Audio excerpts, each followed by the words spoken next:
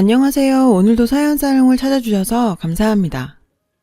저는 수원에 사는 40대 여성입니다. 유명한 영화에 이런 대사가 나오죠. 호의가 계속되면 그게 권리인 줄 안다. 알고 보니 제 주변에도 그런 인간이 있더라고요. 그래서 시원하게 참교육시켜줬습니다. 저는 종갓집 외동딸로 태어났어요.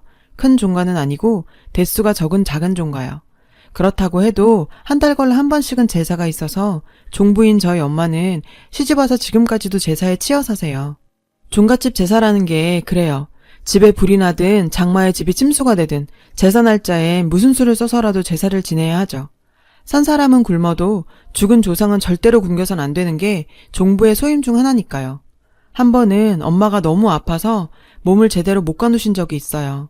그 다음 날이 하필 제사였죠. 결국 엄마는 제사 걱정에 힘든 몸을 이끌고 일어났습니다. 제가 대신 음식 준비할 테니 걱정 마시라고 아무리 뜯어말려도 소용이 없었죠. 조상을 잘 모셔야 자손이 번성한다며 기어이 성치 않은 몸을 이끌고 온전히 제사상을 차려내셨어요. 자식된 입장에서 내 부모 골병들게 하면서까지 잘 되고 싶은 생각은 눈꽃만큼도 없었어요. 이게 다 순진한 며느리들 일 시켜 먹으려고 지어낸 말이다 생각했죠. 조상을 잘 모시라면서 왜 그 조상과 피 한 방울 안 섞인 며느리들만 혹사시키냐고요. 정작 그 집안 자손인 남편과 시누이들은 남의 집 일보듯 하는데 말이죠. 그뿐인가요? 죽어라 몸 바쳐 제사를 지내도 누구 하나 고마워하는 사람 없어요. 종부니까 당연히 해야 하는 일이라고 취급하죠. 결국 그날 제사상을 다 차리시고 엄마는 쓰러지셨습니다. 제가 119에 전화해서 병원에 실려갔을 정도였어요. 그날은 진짜 엄마가 차린 제사상을 엎어버리고 싶더라고요. 엄마를 일단 입원시키고 집에 필요한 것들을 챙기러 갔어요. 우리 엄마는 병든 몸으로 주방에서 일하다 쓰러졌는데 집에 돌아오니 고모들이나 친척들은 손 하나 까딱 않고 앉아서 엄마랑 제가 하루 종일 만든 음식을 배 터지게 먹고 있더라고요. 뭐가 그리 재미있는지 웃고 떠들면서 말이죠. 피가 거꾸로 솟는 것 같았어요. 어쩜 가족이라는 사람들이 남보다도 못할 수가 있죠. 키우던 개가 다쳐도 상처가 아물 때까지는 일은 안 시킬 거예요. 하물며 가족인데. 정말이지 없던 정도 떨어지더라고요. 엄마를 챙기지 못하는 아빠도 미웠습니다. 아빠는 참 좋은 사람이에요. 엄마도 사랑하시고요. 그래서 더 이해가 가질 않았죠. 당신들 조상 제사니까 아픈 우리 엄마 시키지 말고 직접 지내세요. 라고 소리치고 싶었지만 그랬다간 엄마가 수십 년을 공들여 지낸 제사를 내 말 한마디로 날려버리는 꼴이 됐을 테니까요. 그땐 하는 수 없이 꾹 참았어요. 그러면서 생각했죠. 난 절대로 엄마처럼 살지 않겠다고요. 그건 엄마도 마찬가지였나 봐요. 그러니 제가 어렸을 때부터 종갓집에 시집 보내느니 처녀 귀신이 되더라도 끼고 사는 게 낫다. 이렇게 입버릇처럼 말씀하셨어요. 엄마 자신이 종갓집 맏며느리로 시집와서 층층시야 시집살이에 남의 조상 제사까지 지내느라 꽃같은 청춘을 다 보내셨잖아요. 그러니 자식만큼은 자신과 같은 인생을 살지 않기를 바라셨을 테고요. 그래서 저희 엄마는 제가 누구랑 사귀거나 제게 선자리가 들어올 때마다 상대 남자의 학벌이나 직업보다도 먼저 종가인지 종손인지를 물으셨어요. 우리 집 상황을 모르는 사람들은 엄마를 유난 떠는 아줌마쯤으로 생각했겠죠. 그래서 그렇게 거르고 걸러서 찾은 사위가 지금의 제 남편이에요. 남편과는 영화 동아리에서 만났어요. 좋아하는 영화 취향도 비슷하고 일단은 대화가 잘 통했어요. 그렇다 보니 언제부턴가 이성이 아닌 잘 통하는 남자 사람 친구가 돼버렸죠. 서로 연애 코치도 해주고 둘 중 하나가 실현당하면 맥주 사들고 달려가 위로도 하며 끈끈한 우정을 발휘했으나 결국 남자와 여자는 남녀 사이로 되더라고요. 그렇게 저희는 자연스럽게 연인 사이로 발전했어요. 남편은 장남이긴 했지만 집안이 종가도 아니고 부모를 보양해야 하는 처지도 아니었어요. 엄마는 그 점을 가장 마음에 들어 하셨죠. 게다가 저희 시댁은 저희가 결혼할 당시만 해도 제사가 없었어요. 결혼하고 다음 해 시아버지께서 병환으로 돌아가시고 그때부터 제사를 지내게 됐죠. 시어머님은 제사를 지내본 적이 없는 분이셨어요. 난 이 나이 먹도록 제사를 지내본 적이 없어서 뭘 어떻게 해야 하는지도 모르겠다 얘. 참 니네 친정이 종가라 그랬지? 보고 배운 것도 많겠네. 잘됐다. 앞으로 네 시아버지 제사는 네가 모셔라. 조상님들 제사 잘 지내면 자식들한테 좋다잖니. 네 자식들 위해서라도 시아버지 제사 열심히 지내. 할 수 있지? 왜 대답을 안 해? 할 수 있어 없어? 네, 그럴게요. 저는 얼떨결에 시아버지 제사를 떠맡게 됐어요. 사실 제가 시집 오고 얼마 안 돼서 시아버지께서 돌아가신 거라 주변에서 말들이 많았거든요. 며느리가 시아버지를 잡아먹었네 어쨌네. 그 말이 억울하기도 했고 무엇보다 짧은 기간이었지만 아버님과 정이 많이 들었기 때문이기도 해요. 아버님께서는 딸이 없어서 아쉬웠는데 딸 같은 며느리가 생겼다며 좋아하셨어요. 시어머니 몰래 종종 용돈도 주시며 아빠가 딸한테 주는 용돈이니까 마음껏 쓰라고 하셨죠. 제사만 두고 봤을 때 크게 어려운 일은 아니었어요. 제사 상차림뿐만 아니라 제사 지내는 순서와 방식까지 어려서부터 보고 배운 대로 저희 친정 방식 그대로 했으니까요. 그런데 몇 년 전 시동생이 장가를 가고 동서가 들어오면서부터 조금씩 삐걱대기 시작했어요. 큰애야, 이번 제사 때는 상에 새우튀김이랑 식혜도 올리자꾸나. 평소에 제사에 대해 별 말씀 없으시던 시어머니께서 상차림에 대해 조금씩 간섭을 하시더라고요. 그렇다고 해봐야 음식 몇 가지 더 요구하시는 정도지만요. 그때만 해도 대수롭지 않게 넘겼어요. 그럴 수 있는 일이니까요. 정작 문제는 따로 있었죠. 동서, 내일이 아버님 제사인 거 알고 있지? 그래서 말인데 같이 만나서 장보고 일 시작할까 아니면 각자 음식을 나눠서 해가지고 어머님 댁에서 만날까? 동서는 어떤 게 편하겠어? 얘기 못 들으셨어요? 저 오늘 못 가요. 어머님께 말씀드렸는데. 왜? 무슨 일 있어? 바빠서요. 전 제가 잘못 들은 줄 알았어요. 시집 와서 처음 맞는 시아버지 제사인데 바빠서 못 온다니요. 게다가 태도가 그게 뭐예요? 아무리 시어머니께 말씀을 드렸어도 혼자 일하게 된 손윗사람한테 미안한 마음도 없이 저렇게 당당할 일인가요? 생각 같아선 한마디 하고 싶었지만 동서들이고 첫째서부터 큰소리 내기 싫어서 그냥 그때 넘어갔어요. 근데 웃긴 건 그 다음에 제사예요. 전 이번에도 동서한테 전화를 걸어 음식 준비를 어떻게 할지 물었어요. 그랬더니 대뜸 저 한가한 사람 아니에요. 왜 제사 때마다 사람을 귀찮게 해요? 어머님도 별말 안 하시는데. 알았어요. 이따 어머님 댁으로 나 대신 일할 사람 보내드릴게요. 그럼 됐죠? 자기 할 말만 하곤 전화를 끊어버리더라고요. 정말 기가 막혔죠. 뭐? 한가한 사람이 아니라고요? 사실 그동안 도련님을 통해서 동서가 어떻게 생활하는지는 익히 들어 알고 있었어요.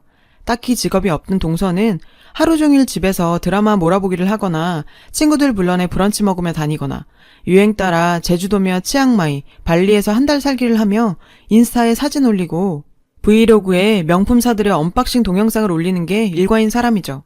운 좋게 주식으로 대박 터트린 돈으로 말이에요. 그런 사람이 바빠서 시아버지 제사에 못 온다는 게 말이 됩니까?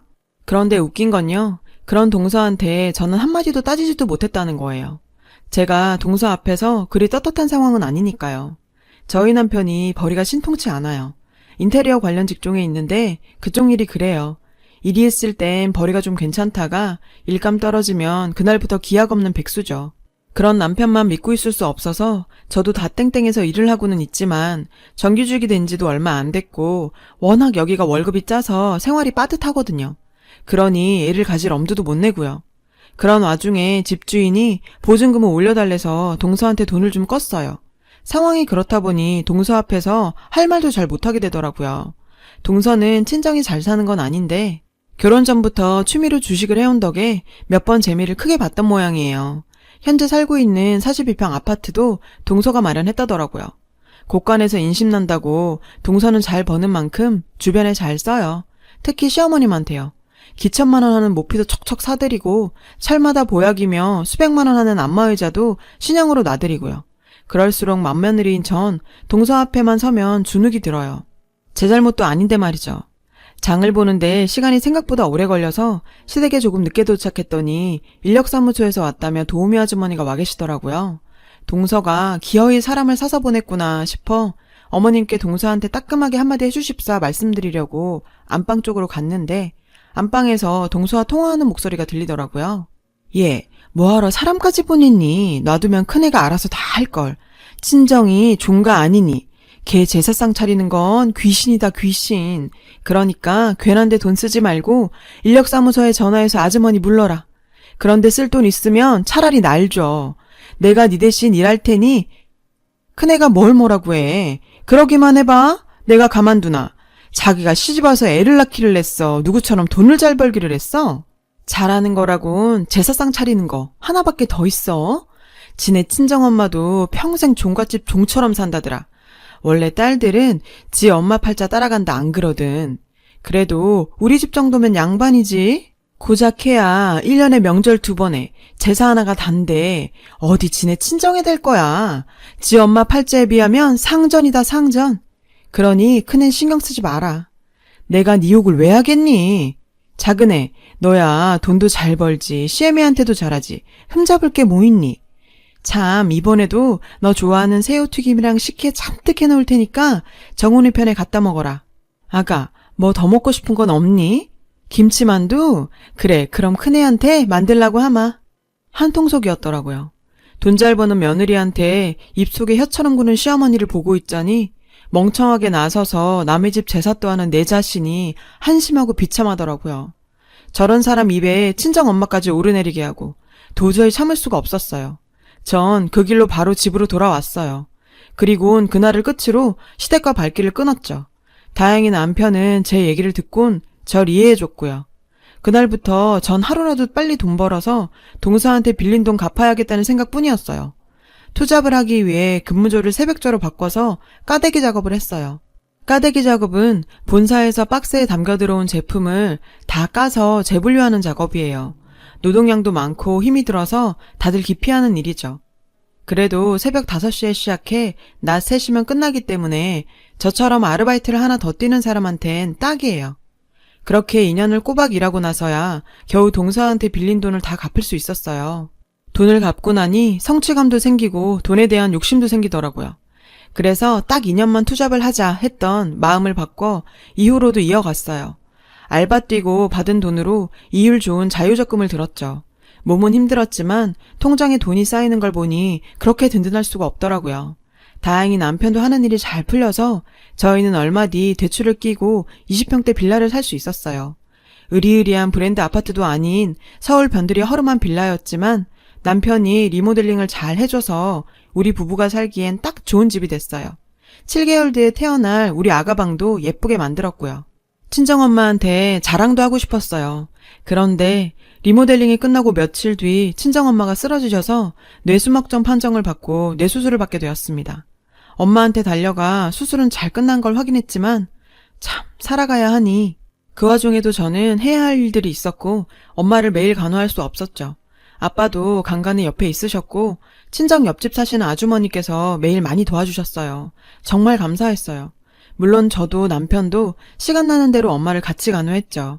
그렇게 잘 태어나셨지만 집에서 무리는 절대 안 되고 쉬면서 몸조리 잘 해야 한다고 하더라고요.